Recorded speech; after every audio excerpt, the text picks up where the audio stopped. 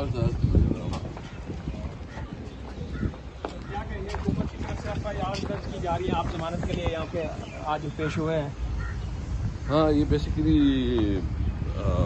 मतलब इन्होंने जो माहौल बनाया है ना, इस तरह माहौल तो माशाल्लाह भी नहीं होता।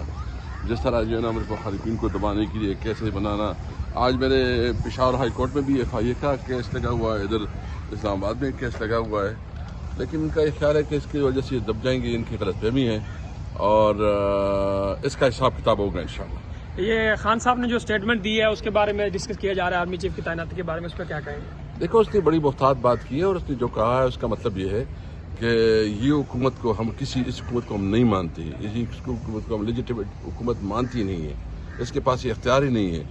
हमारा सिर्फ मुतालबा है कि फौरी इलेक्शन हो, जो भी हुकूमत बने, इनकी बने, हमारी बने, अवाम फैसला करे, जिसको अवाम ने मैंडेट देना है, उसके बाद जो है ना हुकूमत फैसला करे जिसको लाना है, जिसको नहीं लाना है, वो कानूनी तौर पर उसकी देखी जाए कि जो कानूनी तकाज़ी क्या है।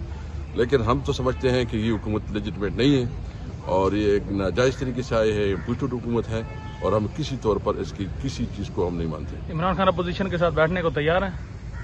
कल उसने बहुत वाज़ेह बात की है कि अगर ये इलेक्शन के लिए तैयार हो, इलेक्शन की कोई डेट हमारी आ जाए तो हम बिल्कुल बैठने के लिए तैयार है, लेकिन वो इलेक्शन के लिए। Thank you.